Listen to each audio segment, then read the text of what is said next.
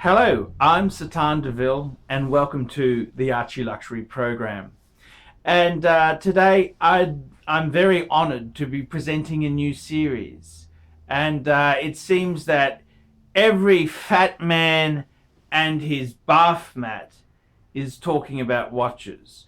So I thought it was time for myself to ask Archibald if I could have a segment on his channel. So I'd like to present a new segment, Satan DeVille Talks Watches.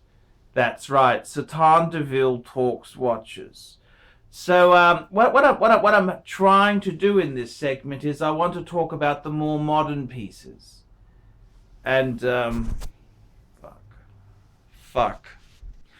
I want to talk about the more modern pieces. I want to cover the Rolex ceramic models. I want to talk about the new developments with Tudor. I want to talk about basically I'm in a sleazy quest for Google Ads revenue, and my demographics my analytics is telling me talk about this shit. You fuckers are interested. So yes, I'm that's what I'm doing. So before we start there, let's have a quick wristwatch check. And I'm wearing a Rolex Explorer 2 Polar with a tuxedo shirt, Paul Smith cufflinks, tailored of course. Unlike Archibald, I don't actually have initials emblazed all over the place. I mean, I'm Satan DeVille. I'm from DeVille. I mean, I don't need my name brandied about like some pretend aristocrat who's not exactly sure. So let's run the credits and discuss this new development, fuckers.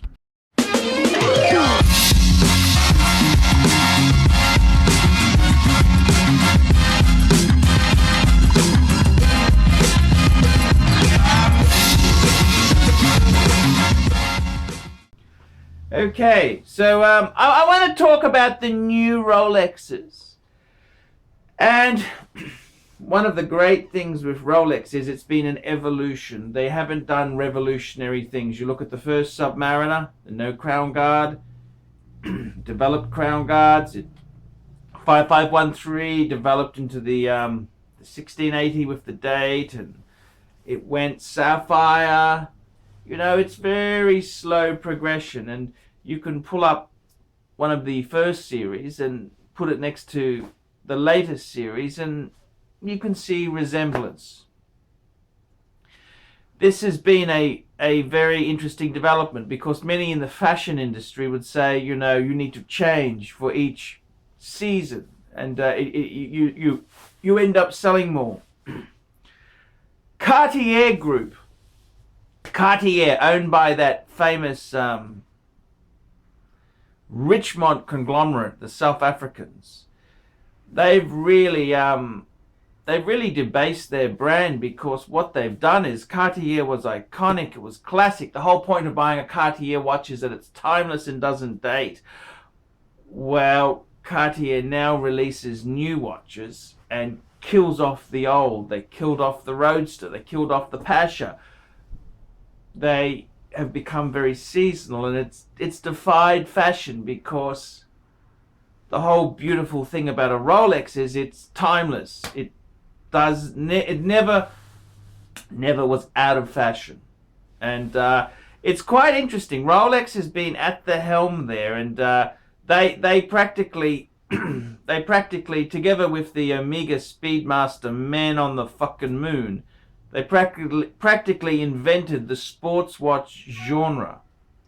So when through a quirk of nature, where the thin dress watch became a bit of a faggot's watch, the sports watch became very, very acceptable. I'm wearing a tuxedo myself with a Polar Explorer 2. Is it out of place? No. All watches in the modern age now are dress watches. So it very well goes into the fray. So it's a very interesting development. Why has it happened?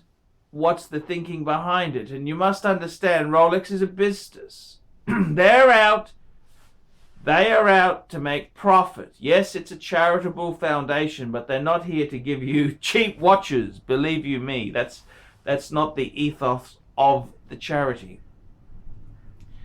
And they've really clawed back. The whole market was changing into bigger and bigger watches, but Rolex did some very clever things. They didn't actually increase the size. They fattened them up. And they changed the bezel. They went to this new ceramic. And they also put on a maxi dial. And it's quite an interesting change that they've implemented. They've really done things to the watch without changing the specs. So there's a number of reasons why they've done this. But they've updated the line over time. And I've got to tell you, Rolex themselves there are very clever. They didn't just drop their 40mm sports watches. They brought out the bigger Explorer 2. They brought out the Deep Sea. But they didn't change the whole lineup. They were very, very clever. Very clever marketers, Rolex are indeed. And the tweaks they did made the watches appear bigger without actually increasing the size. Some people in the industry don't like these changes. Some people have been critical of them, saying it's lost its suaveness, its chicness. But Rolex is a commercial division. They're there to sell product. They got to move with the times. Someone once said, if by the time Rolex implements change, it's too late. The fashion is over. This may be the case, but I still think the way they did it was very, very clever. Very, very clever indeed, fuckers. So what I hope to do, Satan DeVille Talks Watches, I'd like to talk about these new ceramic offerings in a quality series on the Archibald Chesterfield channel. And I won't be buying, I won't be shilling, I won't be botting to increase my views. No, I'm just going to tell you this now. You fuckers better watch my shit. You fuckers better watch my shit. That's all I'm going to tell you on the subject. Please like, subscribe, tell your friends. And, I'm doing this as a favor to Archibald. Please don't forget you can sponsor him on Patreon. He really does need the money. And if you're really keen, you can also organize a paid watch review on the Paul Pluta channel. I am also going to be doing paid watch reviews. Yes, Satan DeVille paid watch reviews. The price, however, is $40 US. That's correct. I don't really need the money. If you want me to review your watches, I will put it onto the Paul Pluta channel or the ArchieLuxury channel. I will be frank and honest with you, and I'll tell you what I think. And if I have any complaints, you will burn in hell, fuckers! You will burn in hell. I've got excellent service delivery skills, but I don't take criticism very well. So, if you are man enough to ask Satan DeVille for a paid review, it's $40 US. Please send the money care of Archie. Look in the description of this vid here. And it'll be a review you'll never forget. Satan DeVille Talks Watches. A new segment on the ArchieLuxury channel.